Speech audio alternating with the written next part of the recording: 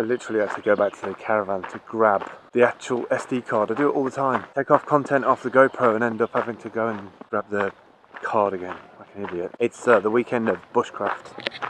2015, the first time it's ever been on the campsite at the Beehive farm on Twitter.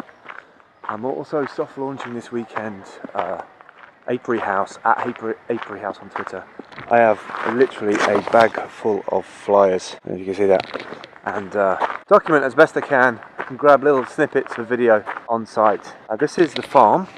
This is like different shower rooms, got a pot wash, family room and another family room, and then here they've sort of partitioned off the whole of the farm, and I'm going to walk around with you and we're going to do some interviews and we're going to get in people's faces and ask them about what they're doing here, and we're going to eat lots of food and lots of beef jerky and give out loads of flyers and hopefully raise some awareness about apiary and the farm at the same time. So see what happens.